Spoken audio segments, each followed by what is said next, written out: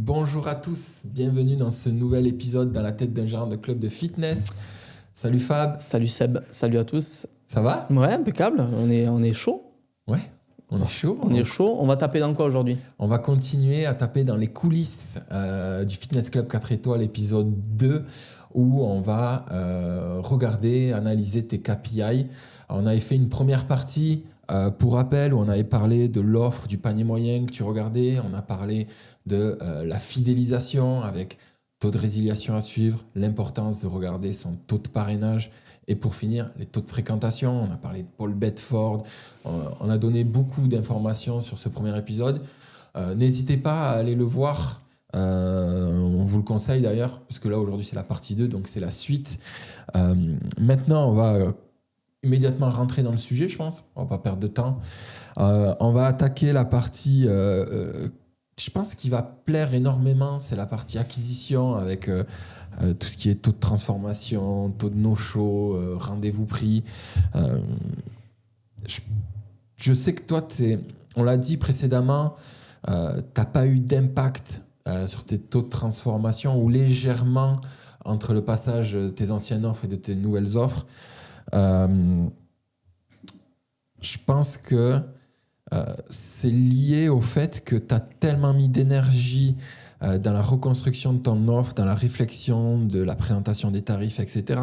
Mais aussi dans comment quel accompagnement je propose, qu'aujourd'hui, je pense que tes commerciaux sont ultra convaincus de ce qu'ils vendent et que du coup, ça t'a permis d'avoir cet impact-là sur ton taux de transformation et de les maintenir.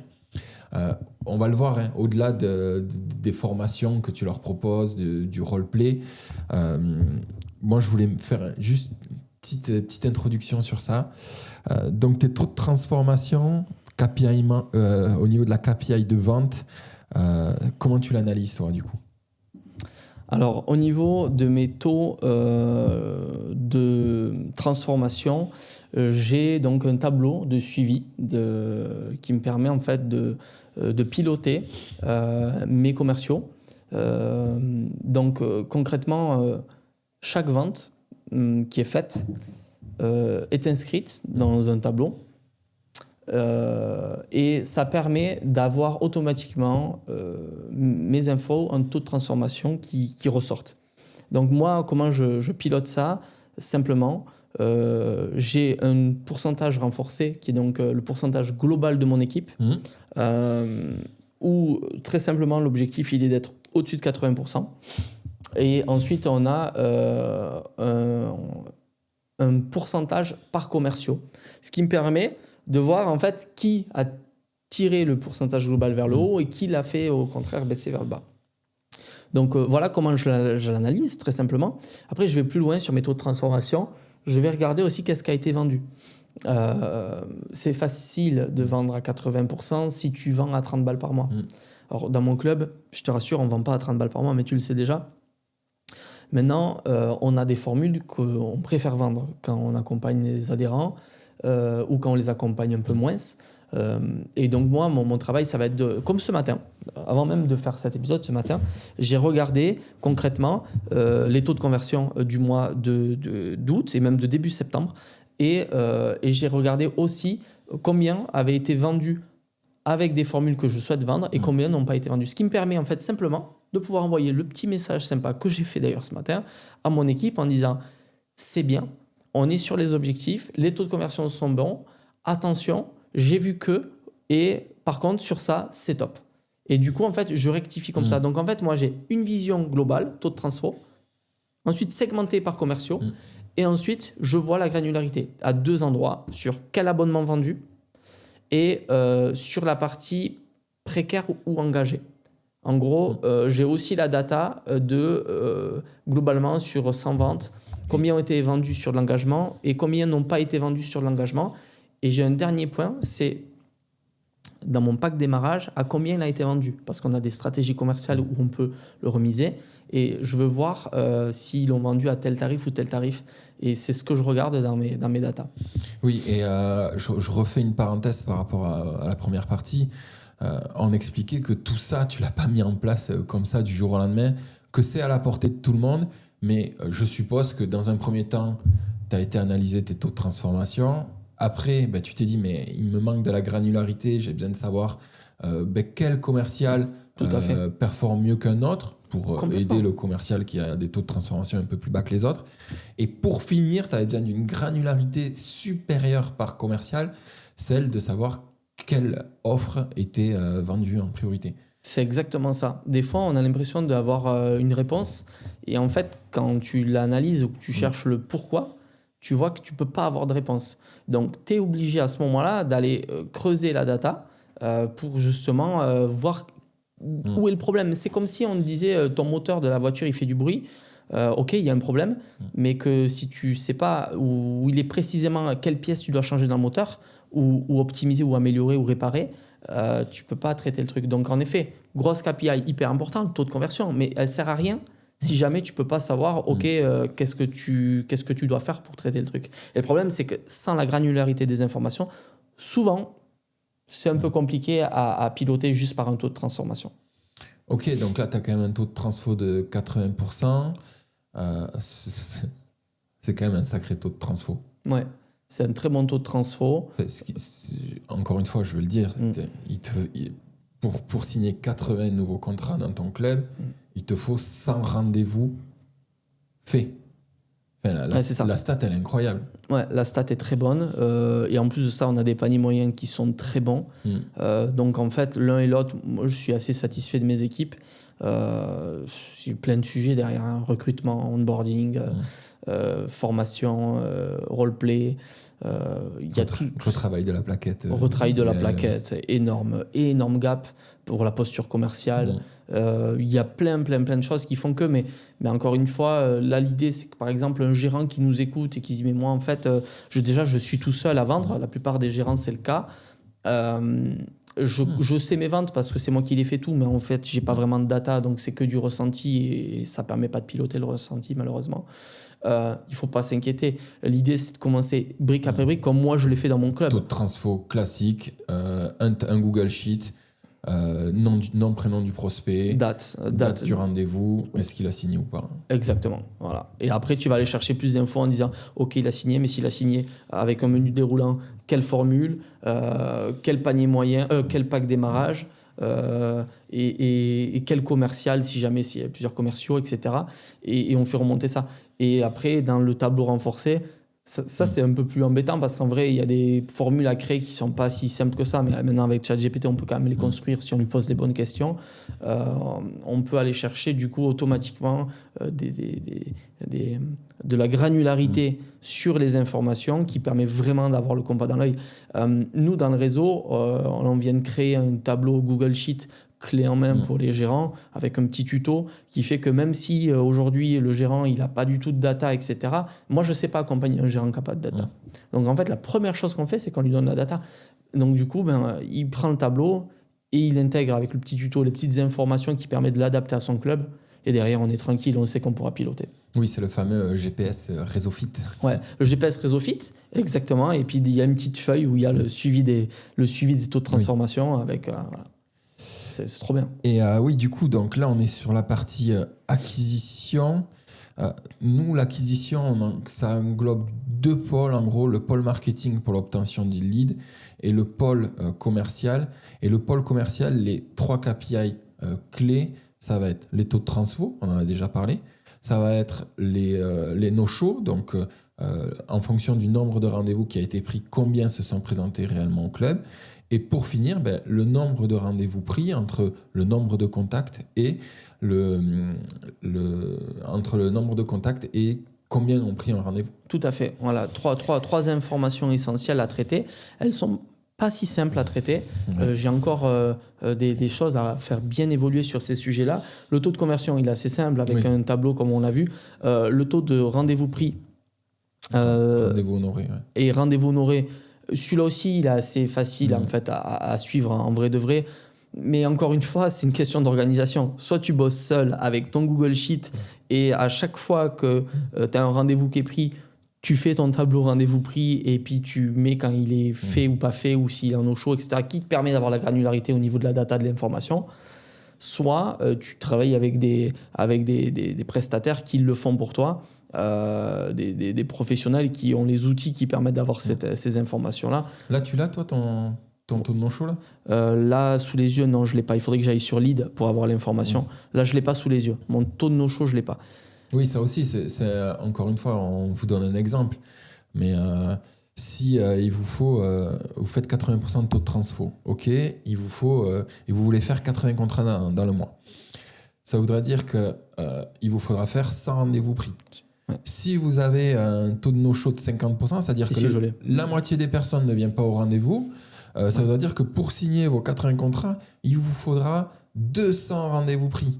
Alors que si vous avez des no-shows de 80%, c'est-à-dire que uniquement 20% ne viennent pas, immédiatement, je ne sais pas si on me suit, mais immédiatement, on réduit le nombre de besoins en rendez-vous faits, quoi. Oui, tout à fait. Non, mais c'est ça. C'est hyper important. Et alors c'est hyper simple et c'est des comprendre. Petites actions à mettre en place pour passer de 50% de no-show à peut-être 20 ou 30% de no-show. Tout à fait. C'est des petits leviers, quoi. Alors, du coup, dans mon tableau, les datas, je te donne par exemple le mois de mai. On a fait 45 contacts. Sur les 45 contacts, on a fait 35 rendez-vous pris, donc 77,8. Je vais donner les informations après. Et sur les 35 rendez-vous pris, on en a signé 31. Donc 88% taux de transformation.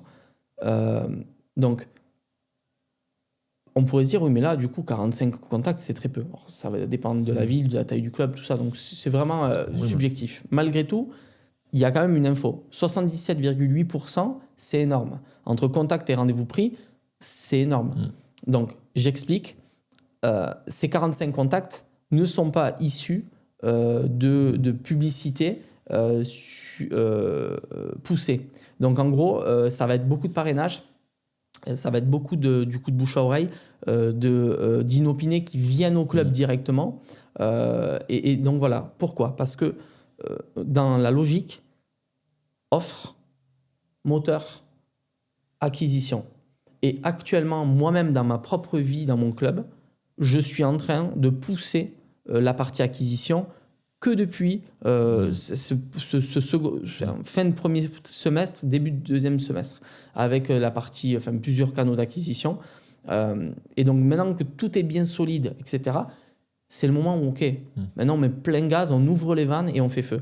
Sauf qu'avec 45 contacts au mois de mai, forcément que j'avais, et que c'était des contacts aussi qualifiés, forcément que j'étais à 77,8%, ce qui est énorme en fait. En vrai, si tu fais de la publicité et que et que même si tu es très bon et que tu parles d'accompagnement, que tu expliques, que tu préviens les prospects que dans ton club c'est un petit peu différent, que oui, on n'a pas peur d'être un peu plus cher que les autres, mais que même si tu prépares bien ton lead comme ça, avant même qu'ils prennent rendez-vous, en vrai, le taux doit être beaucoup plus bas. Ouais, et pour donner des leviers assez simples sur le no-show, par exemple, tu as des leviers, un petit levier à nous donner pour diminuer les no-shows. Ouais. Alors, du coup, sur la stat des no-shows, comment on fait pour en effet l'optimiser ? Quand tu as ta data et que tu veux l'améliorer, tu réfléchis, tu dis OK, qu'est-ce qui se passe entre le moment où le rendez-vous est pris et le rendez-vous est fait ou pas fait, justement. Et dans cet intervalle, l'idée, c'est que tu fais un zoom uniquement sur ça et tu te dis, OK, qu'est-ce que je peux faire dans tout ce chemin pour maîtriser les no-shows ? Et beaucoup ne font rien du tout, ou par réflexe, quoi, tu vois. Mais l'idée, c'est de créer un process, une base que tu améliores au fil du temps.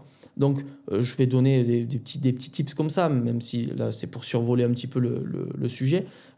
Ça va être, par exemple, au moment où tu as la personne au téléphone, si jamais tu l'as, et où tu fixes le rendez-vous, peut-être de lui demander de s'engager à venir.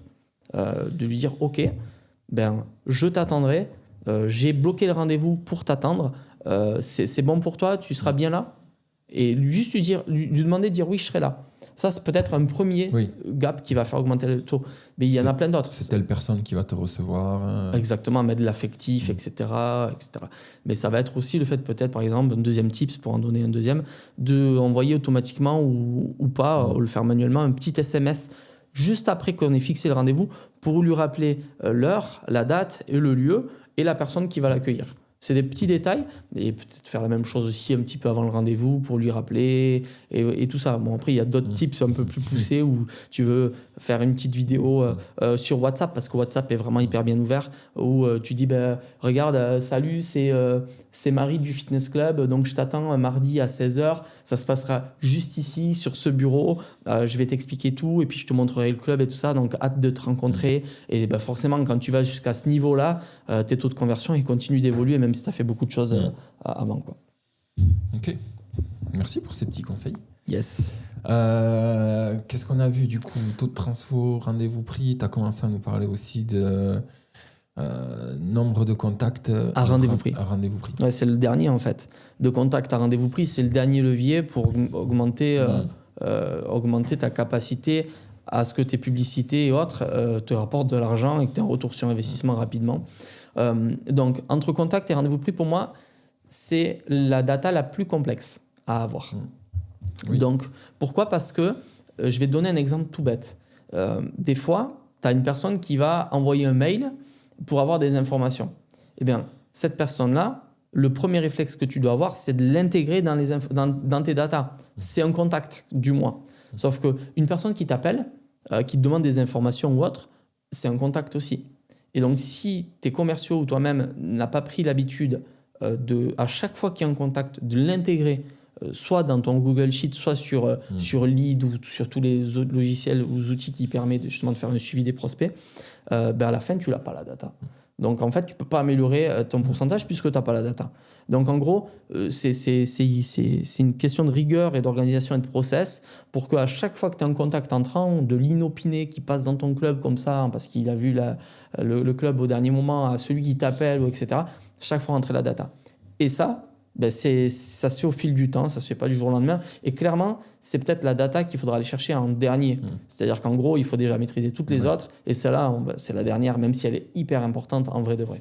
Tu fais du phoning dans ton club? Oui. Ouais, t'en fais? Ouais. En fait, on fait du phoning. Par exemple, je vais te donner... c'est du phoning à froid ou c'est le phoning pour... Non, je ne fais pas de phoning à froid. Je vais te donner un cas concret. Hier, j'ai envoyé 500 euros d'SMS avec notre partenaire du réseau à mes anciens clients, prospects VNI. Ces 500 euros d'SMS, ça a généré 97 clics sur le lien. Certains ont pris rendez-vous et d'autres ont juste cliqué mais n'ont pas pris rendez-vous. Mes commerciaux ont pour responsabilité du coup de contacter ces clics pour aller plus loin dans la conversation. Donc c'est préqualifié. Et ce qu'on a fait, c'est qu'avant même l'appel, on a été un peu plus loin. On leur a envoyé une vidéo WhatsApp, alors pas personnalisée, parce que ça nous prendrait trop de temps. Et à voir, il faudrait tester les deux pour voir si vraiment c'est intéressant de prendre ce temps ou pas. Mais on a fait une vidéo pour se présenter, pour dire, pour mettre encore plus d'énergie en lui disant que dans les prochains jours, où on allait l'appeler si jamais il ne venait pas vers nous. Comme ça, on prépare l'appel aussi et ensuite on déclenche les appels. Tu sais que oui, donc du coup, tu as enclenché du tracking sur tes SMS, bien entendu important. Ouais. Et derrière, tu as une liste du coup de personnes qui ont ouvert avec les numéros de téléphone et ça te permet de les rappeler. Moi, j'ai été appelé comme ça.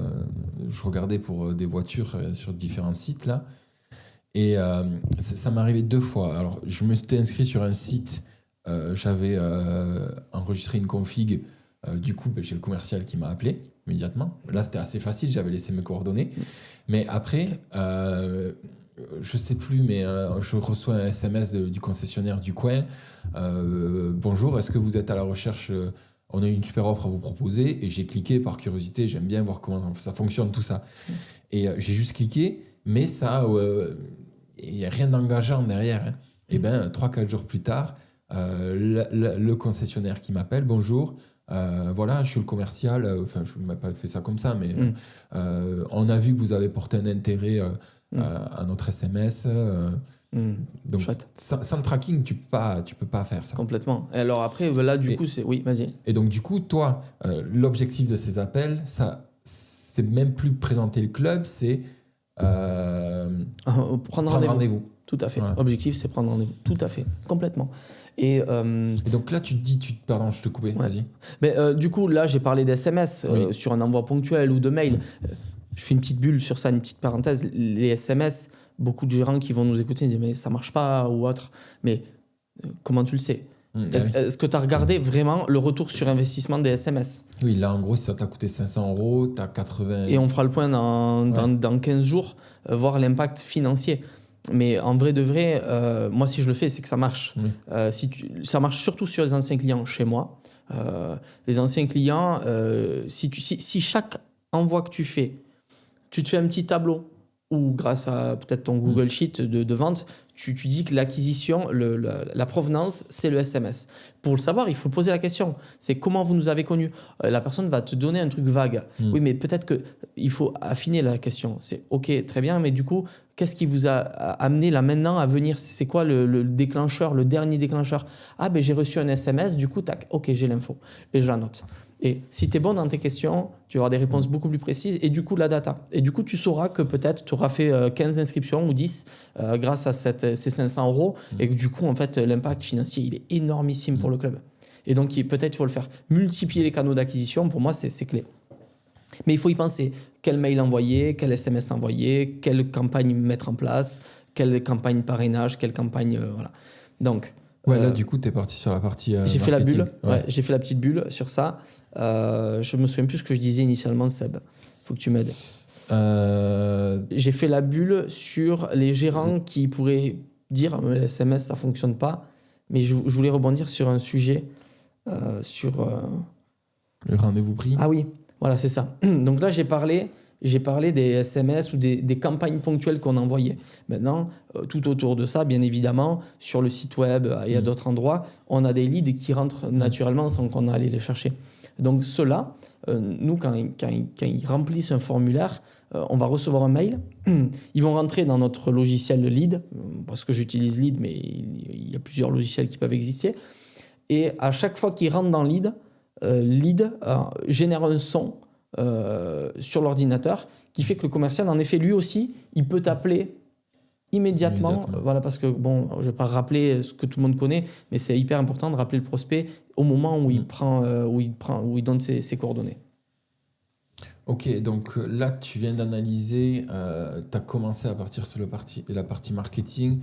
Là, toi, tu t'es mis sur ton tableau, tu as descendu tous tes KPI d'acquisition. Oui, donc le rendez-vous honoré. Tout transfo, les no-show. Exact. Et ça déclenche de la prime, toi, ces KPI-là? Non, cela ne déclenche pas de prime. Ce qui déclenche de la prime pour mes commerciaux, c'est le résultat. C'est au niveau des taux de transformation. C'est les taux de transformation. En fait, j'ai un objectif global du mois. Et tant qu'il n'est pas atteint, tant que le club ne gagne pas, l'équipe ne gagne pas. C'est hyper intéressant parce que du coup, tu primes au résultat. Pas que. Parce que, en fait, pas que. En fait, je prime sur des informations de qu'est-ce qu'ils ont vendu uniquement si l'objectif est atteint. C'est-à-dire que je ne peux pas primer un coéquipier si le club ne gagne pas. C'est-à-dire qu'il y a un objectif qui est posé sur le mois. Si lui, il est activé, on va dire, s'il est validé, alors ça va déclencher des primes en dessous. Ah oui, ok. Et donc, tu vois ce que je veux dire? Oui, tu as quand même une orientation vers...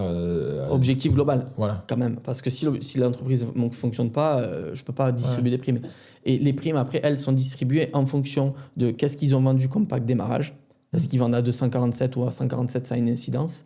Est-ce qu'ils ont fait du parrainage? Est-ce qu'une distribution d'une carte parrainage a généré un parrainage à ce moment-là? Si c'est le cas, il y a une prime. Ça va être aussi la vente de l'abonnement. Quel type d'abonnement vendu? Pour moi, c'est clé. Il y a une prime qui est plus haute s'ils vendent un abonnement avec accompagnement, etc. Et donc, il y a des primes individuelles qui sont liées à un objectif d'équipe. Voilà, on est parti sur les primes du coup. Ouais, je suis désolé, mais tu crois pas qu'il y aurait une réflexion à avoir du coup sur motivés Tout à sur fait. la prise de rendez-vous, le fait qu'ils viennent. Ouais, tout à fait. Tout à fait. Ouais. Sans aller dans Enfin, non plus. du coup, ça fait partie des leviers en fait Ça pour fait améliorer tes KPI. Ouais, tout à fait. Qui est donc une équipe au top, avec des primes avec granularité, sans rentrer dans l'usine à gaz. Pour moi, tout ce qui est simple reste efficace. Maintenant, oui, il y a des leviers pour mon club, bien évidemment, à mettre en place. Et dans 3 ans, mon club sera encore complètement différent qu'aujourd'hui, hein, clairement. Donc voilà, on a vu les différents taux. Maintenant, tu voulais rentrer sur la partie marketing, Ouais. c'est ça? Marketing. Ouais. Du coup, partie marketing, donc là, c'est toutes les communications que vous allez créer en interne et que vous allez diffuser à l'externe du club, que ça va être réseaux sociaux, mailing, SMS, urnes chez les partenaires. Là, vous avez un éventail, le site internet, vous avez un éventail qui s'ouvre à vous.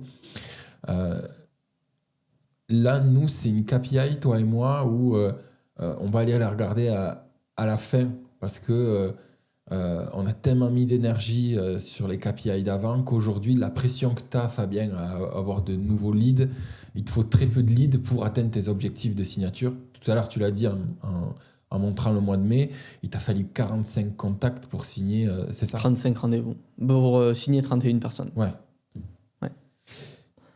Donc la question c'est ok, maintenant que le moteur marche et qu'on va en bon prix, comment on fait pour générer du flux et remplir le planning de rendez-vous?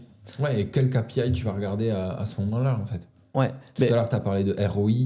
Ouais. Tu nous as dit que quand tu regardais une campagne SMS, tu allais regarder voir si c'était rentable pour toi cette campagne-là. Oui, tout à fait.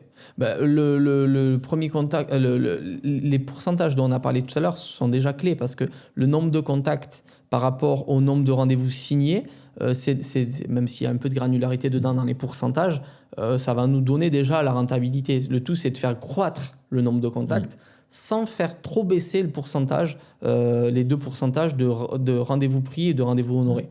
En gros, c'est ça. C'est ça la clé. Donc, comment on fait pour... Oui, c'est en cascade. Hein. Ouais, exactement. Il faut bien maîtriser les KPI d'acquisition pour aller envoyer du flux après sur la KPI marketing. Exactement. Et après, dans le marketing, globalement, il y a 2 sujets. Il y a un sujet d'image et d'autorité qui va être de mettre en avant, pour moi, ce qui fait qu'on se différencie des autres, vraiment, pas juste faire des campagnes parce qu'il faut en faire pour être vu. Promo ou communiquer sur le tarif. Hein. Voilà, donc ça, c'est des vrais sujets. Est-ce qu'il faut parler d'un tarif? Est-ce qu'il faut parler d'un accompagnement? Bon, mais ça va vraiment dépendre de la veine du club.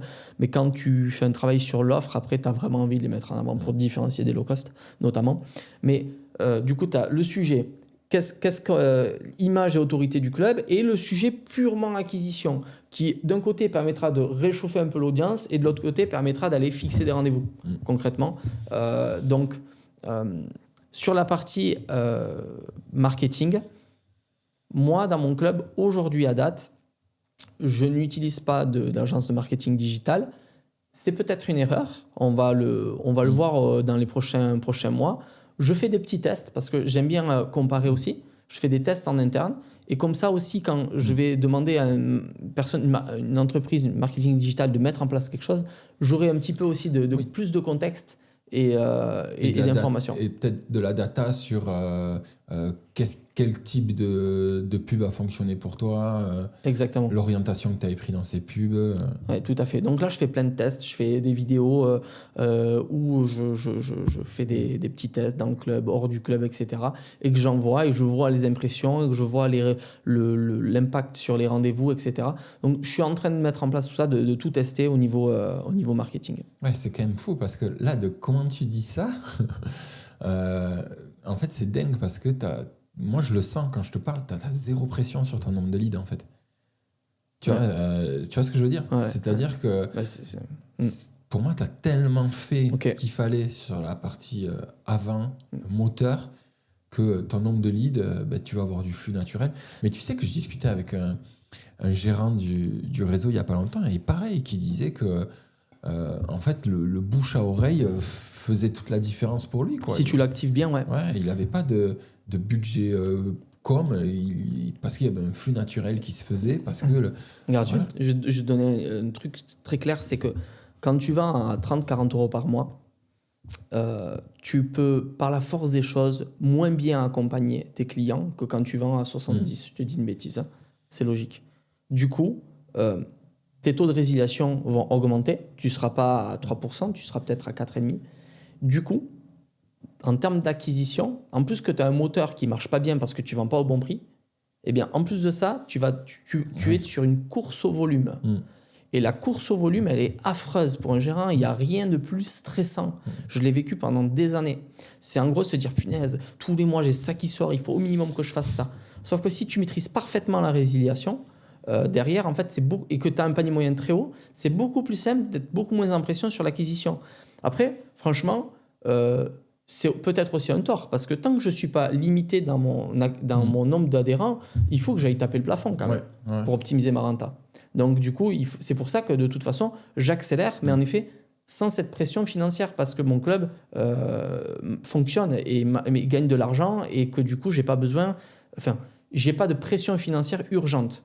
Maintenant, je veux l'accélérer, je veux le faire croître, mais on n'a qu'une vie aussi, et il faut aussi avancer sereinement, parce que sinon, tu t'en sors pas, quoi. Ouais, je pense aussi que il y a des cycles dans ta zone de chalandise, et parce que tu as fait appel à des agences marketing. Oui, mais avant de bosser sur le moteur et sur l'offre. Donc, tu étais dans cette course au nombre de leads que tu avais besoin. Tout à fait. Et je passais des heures à phoner. Ouais, et tu avais ton... Oui. Au lieu de passer des heures à fidéliser. Ouais.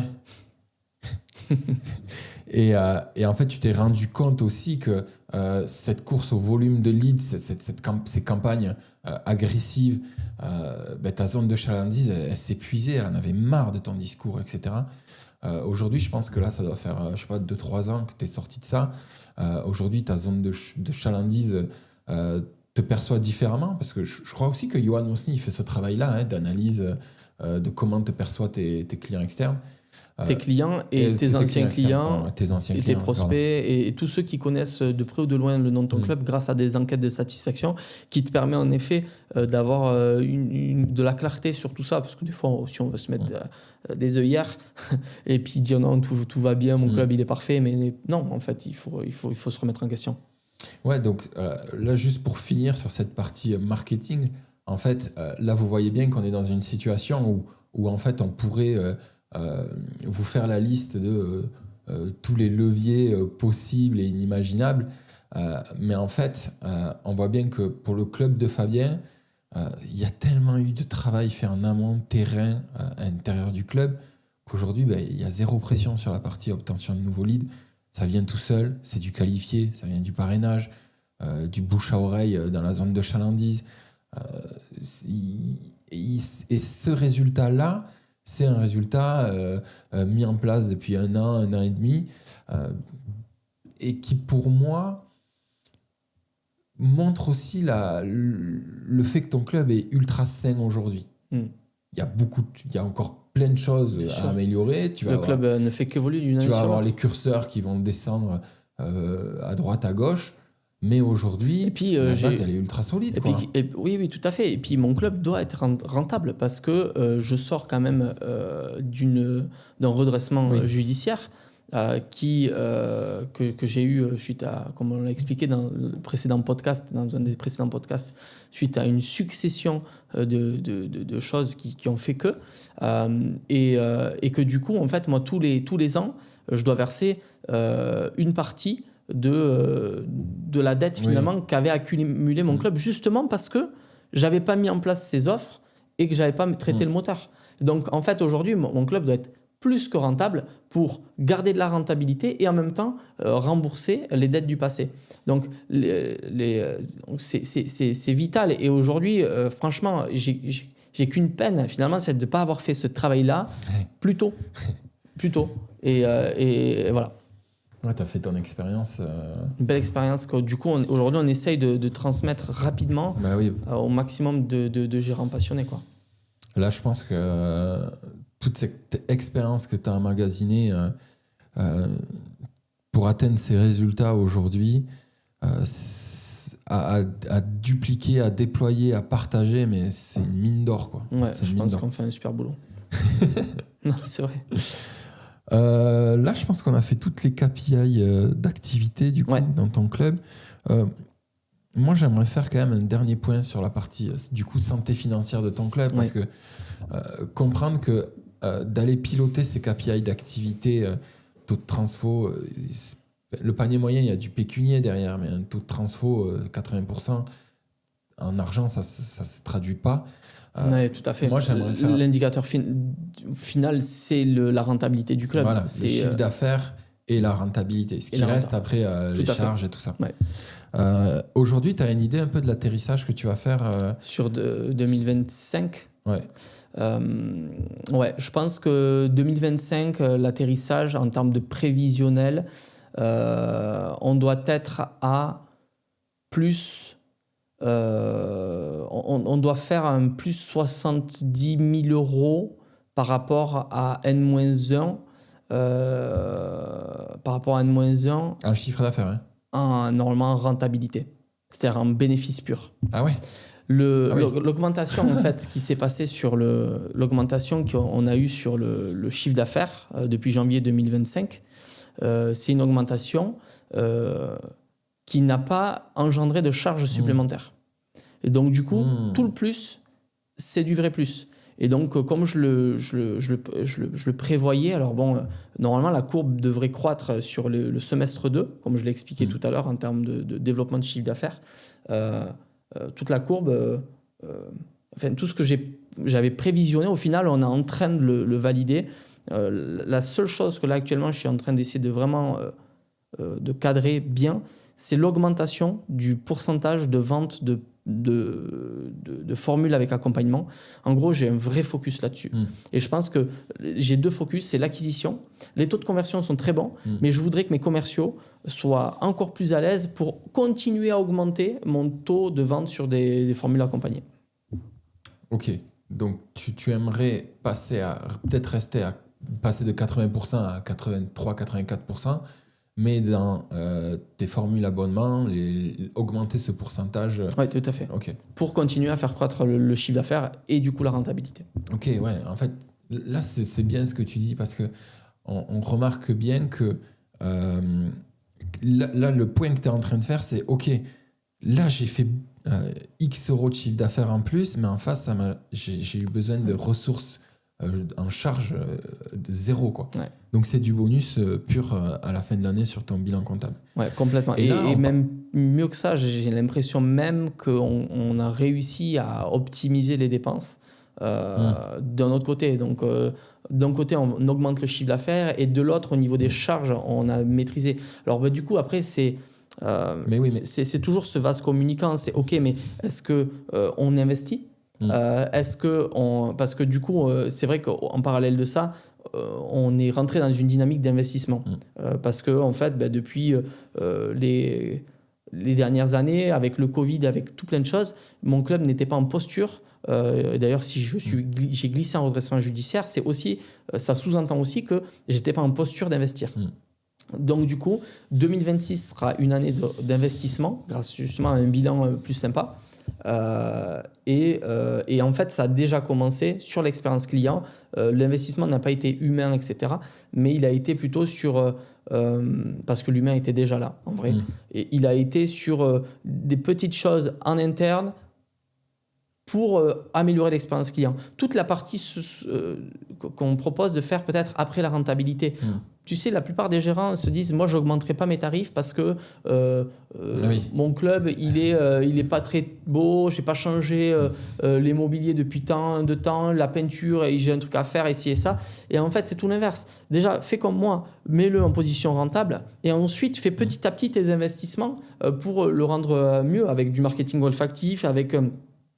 des meubles de qualité si tu peux, si tu as l'argent, fais-le, quoi. Allez travailler aussi sur le toucher. C'est le kinesthésique, le toucher ? Je me trompe ? Je sais pas. Ouais. Le toucher, tu vois, là je viens de faire une cuisine en bois massif où les adhérents peuvent venir manger dessus, etc. Enfin, on optimise l'expérience client, on a investi dans certains outils aussi pour l'expérience client.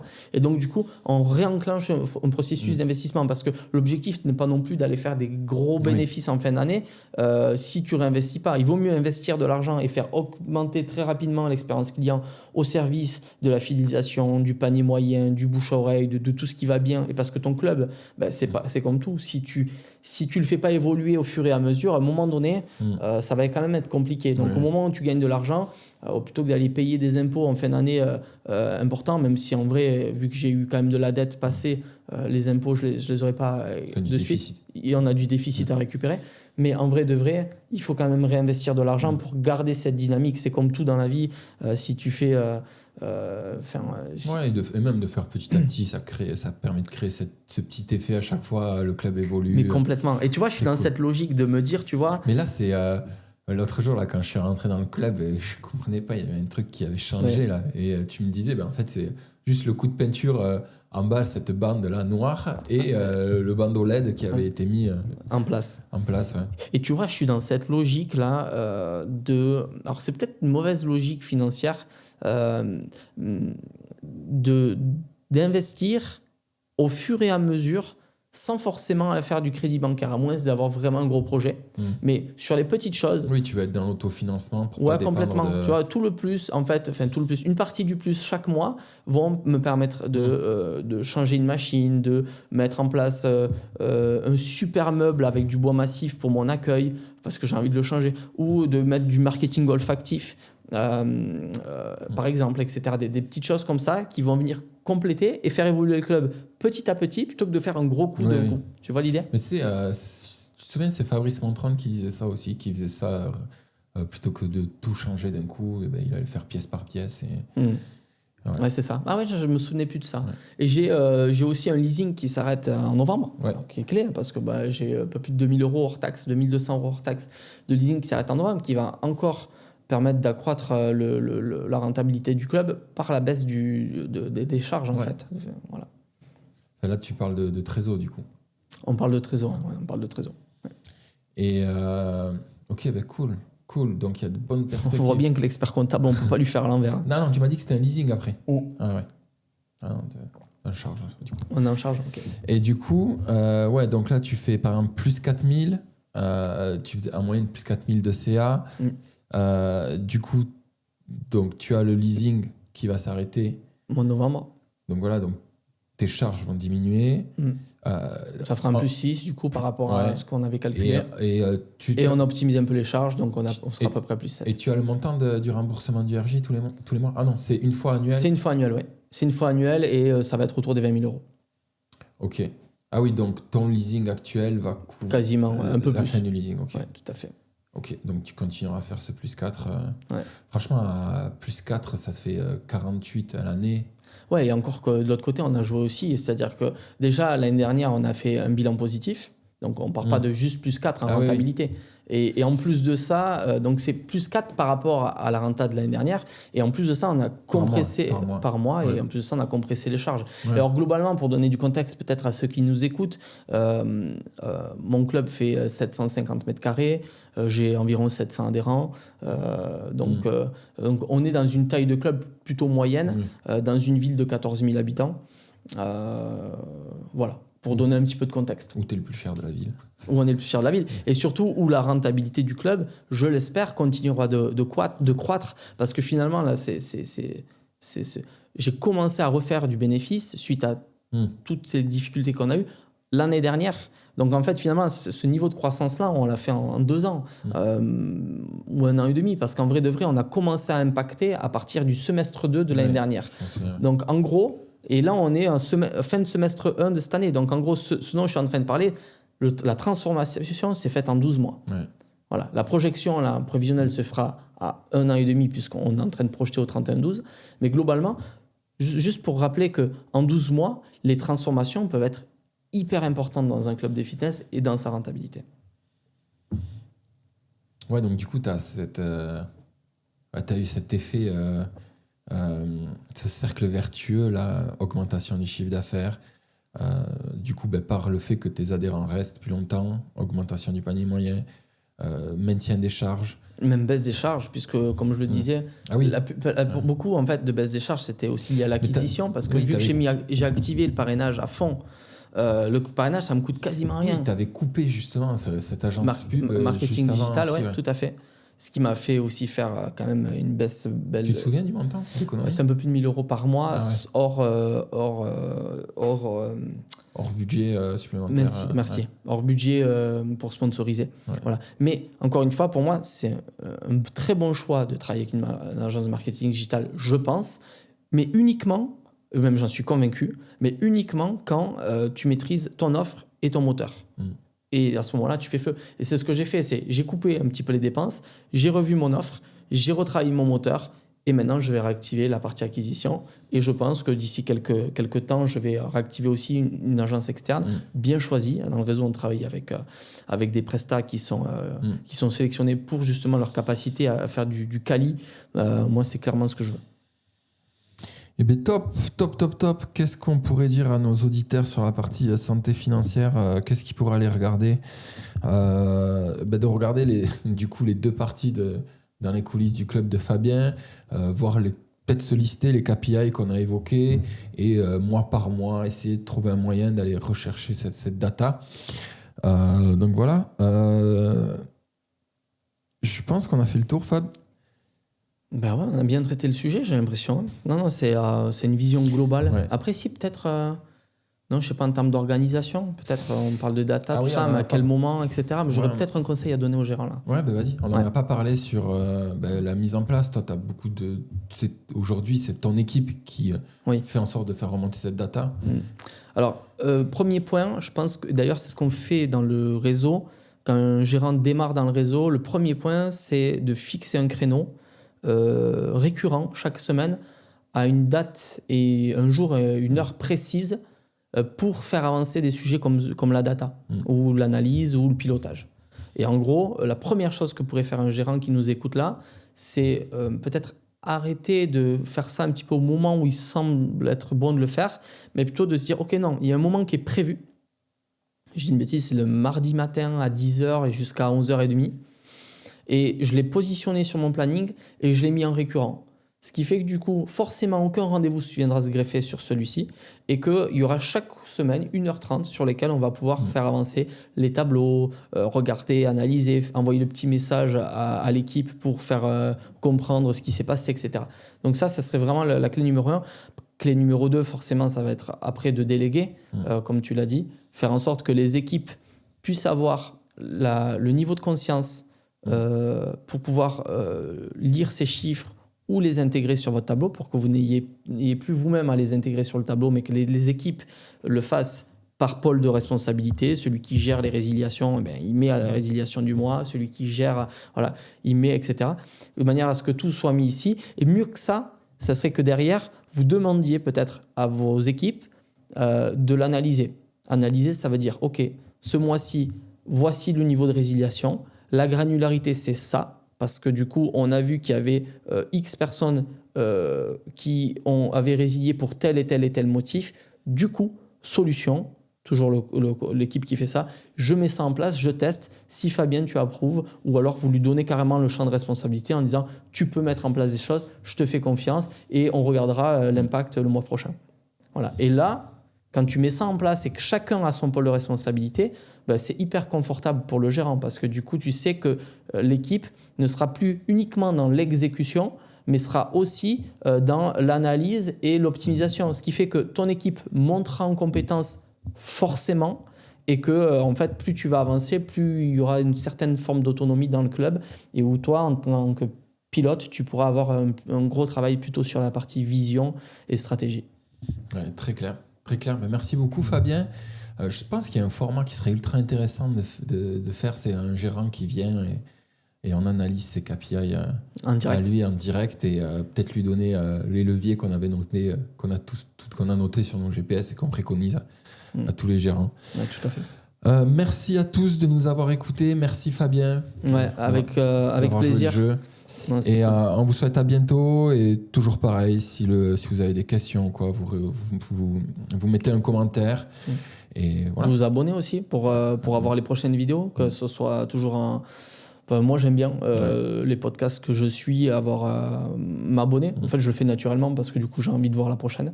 Donc voilà. On vous embrasse. Merci à bientôt. beaucoup. À bientôt.